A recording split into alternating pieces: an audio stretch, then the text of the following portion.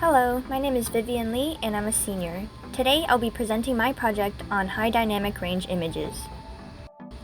So what are we trying to achieve in this project? The overall idea is that the real world is high dynamic range and it's difficult to capture that using cameras and sensors.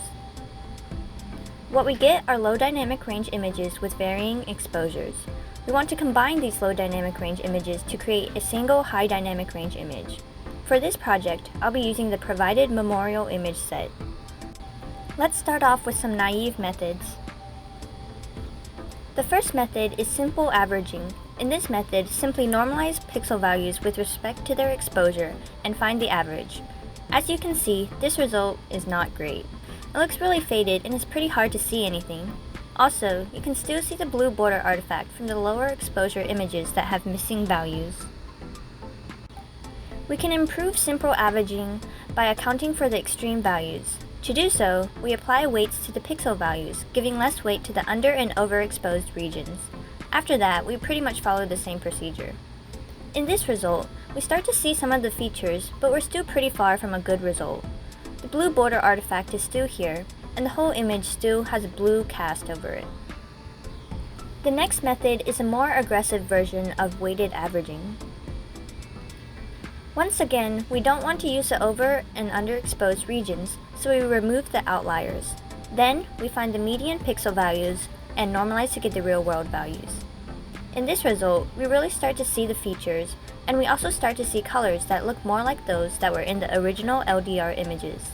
However, there's still sort of a dullness to the image, and it kind of looks like someone printed this on a piece of toast. And lastly, for the naive methods, we have the highest non-saturating exposure method. For higher exposures, there's usually less noise, and you can definitely see that in this HDR image. This image also looks more lively than the others. But there's still some things that could be improved. For example, this image looks like it's been posterized, and it's not as crisp as we'd like it to be. And now let's take a look at a more advanced method.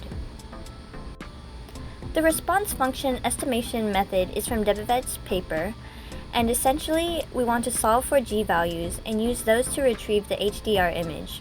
Here, you can see the RGB response curves that I got. And this is a recovered HDR image. This method solves a lot of the problems that we saw in the previous methods, and the resulting image is clean and appealing to look at. And now let's take a moment to reflect and conclude. Once again, here's a little summary of the HDR methods. Overall, my main challenges were pretty much just understanding the concepts and also figuring out how to deal with the RGB channels and the multi-dimensional arrays. I really had to make sure that I use the correct dimensions and also the correct indexes for normalization. Some things I could improve on include improving code efficiency in methods like the median method, and also accounting for maybe the blue border artifacts in some of the earlier naive methods. Overall, I really enjoyed seeing the results get better and better, and I think it'd be really interesting to explore more ways of recovering HDR images. And that concludes my presentation. Thank you.